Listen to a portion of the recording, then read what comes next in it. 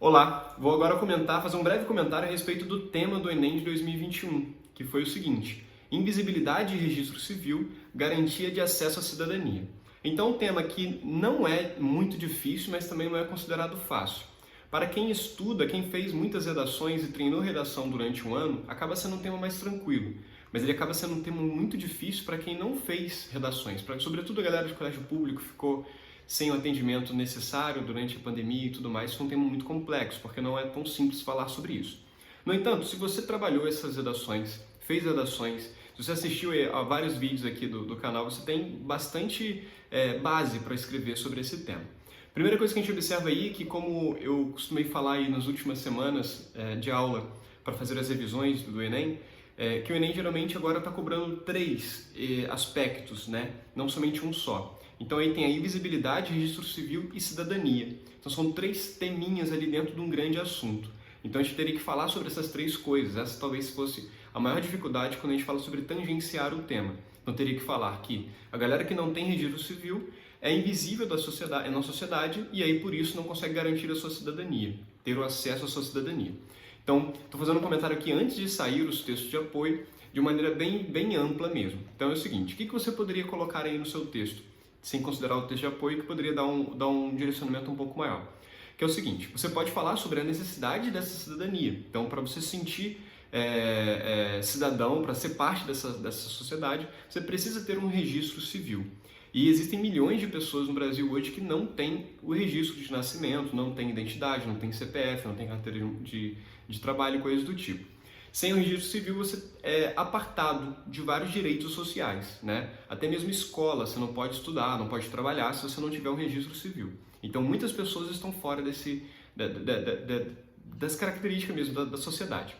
E aí muitas pessoas acham que é somente assim no interior, ou então somente pessoas em situação de rua que não têm registro, mas em todas as cidades do Brasil tem pessoas sem registro. Às vezes é uma pessoa, um vizinho seu, e você não sabe que ele vive sem ter um registro de nascimento. Aí existem alguns motivos para isso. A primeira coisa que a gente pode falar é a questão mesmo de desigualdade social, né? No Brasil, o pobre ele foi aprendendo a viver sobrevivendo, né? Então, a pobreza no Brasil é muito evidente, desde lá de 1500 existe uma separação social muito grande. E aí, quem tem poder na sociedade tem direito a todas as características que estão garantidas ali na Constituição, por exemplo. E quem não tem esse poder fica totalmente à margem. Um ponto bem relevante dentro dessa situação é que, historicamente, existem em várias cidades, em várias regiões, que as pessoas não nascem em hospitais, por exemplo, nascem dentro das suas próprias casas. E isso já dificulta mais, porque quando é no hospital tem essa questão de um registro mesmo que seja leve ali para depois fazer uma certidão de nascimento. Mas um ponto que daria para falar, que eu não sei se estaria no texto de apoio, é que até 1997 o registro civil era pago no Brasil. Então, assim, para eu registrar um filho, eu teria que ir até o cartório e pagar, era um serviço pago. Isso aí já fica claro, porque que milhões de brasileiros não têm esse registro, porque a galera não tem dinheiro para comer e aí vai evitar gastar aquele dinheiro a mais para fazer outras coisas, né? Então, como o Brasil é um país muito pobre, uma desigualdade social gigantesca, muita gente acabou deixando de registrar por causa dessa questão financeira. Você pode falar que o registro é uma condição humana, uma condição de direito humano, né? Então, quando a pessoa está sem esse registro, está sendo tirado dele um direito humano básico ali de participar da cidadania da sua sociedade. Essa falta de registro de várias pessoas, você poderia falar que é um sintoma e a perpetuação da desigualdade. Então, ao mesmo tempo que é um sintoma de mostrar que um país desigual tem muitas pessoas que não têm registro, também essas muitas pessoas vão perpetuar a desigualdade, porque acaba sendo uma coisa hereditária. Então é muito comum ter pais que têm filhos que não registram seus filhos por todo esse processo. E acaba virando uma bola de neve de pobreza, de marginalização, que apesar de toda a evolução social que nós estamos vivendo atualmente, existem pessoas que, como tá nesse tema aí bem claro, que não tem sequer o nome registrado. Então são pessoas invisíveis na sociedade. O governo não identifica essas pessoas como gente, né? Até um sinônimo poderia ser usado como indigentes. São pessoas que vivem na sociedade, mas não podem ter acesso a nenhum aparelho social, não têm acesso a nenhum tipo de política social, né? Daria para usar a pandemia como uma característica de contextualização ali, mostrando que como que na pandemia ficou bem evidenciado isso. Muitas pessoas tiveram que ter acesso ao auxílio emergencial e não conseguiram, porque não tinham o documento, né, seus documentos. Então é um ponto bastante forte que deixa claro que é uma perpetuação dessa pobreza. E aí, rapidamente, é o seguinte: quais são as contextualizações que você poderia colocar, os famosos repertórios socioculturais? Dentro de várias coisas que nós trabalhamos durante o ano e dentro de vários vídeos que tem aqui no canal, você poderia observar algumas coisas. Poderia usar a Constituição Federal no artigo 3º dos princípios fundamentais, no artigo 5º e no artigo 6º. Então são 3 artigos que daria para você usar tranquilamente, falando que, por exemplo, na 5ª ali, todos são iguais perante a lei sem distinção. E aí, qual é a igualdade dessa galera que não tem direito a esse registro, né? Então são pessoas que estão fora totalmente do princípio ali básico da Constituição. Então daria para usar o 3º, o 5º e o 6º. Uma contextualização bem leve, poderia fazer aquele parágrafo bem padrãozinho de introdução com a Constituição que encaixaria. Aí a gente tem alguns pensadores que eu trabalhei ao longo do ano e que poderiam encaixar aí dentro desse contexto. O primeiro dele que eu penso aí poderia ser o Bourdieu, quando ele fala sobre violência simbólica, né? Então, deixar a pessoa sem certidão, sem registro, é um tipo de violência simbólica. Então, essa galera sofre uma violência porque eles não podem, como eu falei, estudar, trabalhar e ter acesso a políticas públicas básicas, por exemplo. Então, é um ponto que dá para colocar violência simbólica. Outra coisa dá para usar Durkheim. Emile Durkheim, ele falava em dois pensamentos dele. Duas teorias. A questão do corpo biológico, que é mega batido, muita gente usa o corpo biológico na redação do Enem, mas nesse tema encaixa perfeitamente, né? Que para Durkheim a sociedade é como um corpo biológico e todos nós somos partes integrantes da sociedade. E aí, se uma parte desse corpo não está funcionando bem, a sociedade não funciona eficientemente, né? Então, o corpo biológico encaixa, mesmo sendo algo batido, não tem problema. Outra coisa também seria a solidariedade orgânica, né? Que é todo mundo faz parte do mesmo meio para que a sociedade possa evoluir.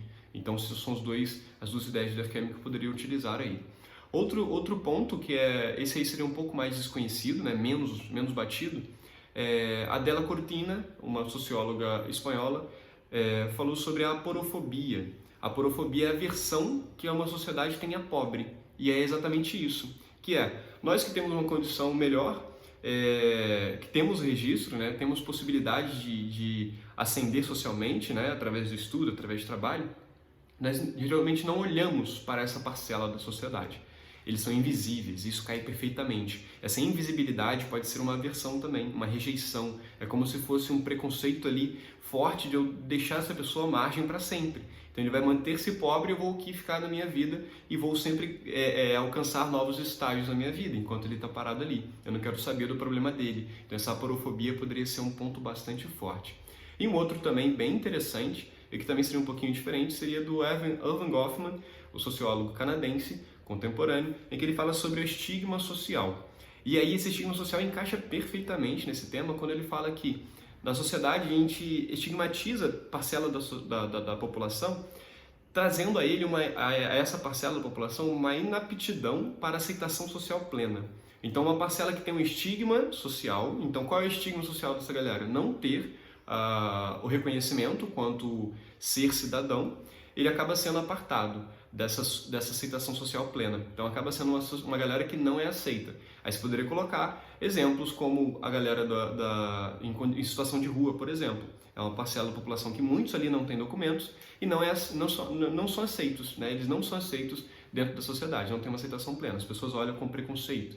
Aí você pode misturar essas teorias aí. Então, bem básico, bem tranquilo. Eu acredito que os textos de apoio devem ter auxiliado bastante para construir bem essas ideias. Como é que a gente resolve um tema como este? A grande questão é a seguinte: a dificuldade, é burocrático tirar o registro, né? A gente sabe, se você já tentou fazer uma segunda via de identidade, né? É bem complexo. É complexo assim, é chato, é demorado.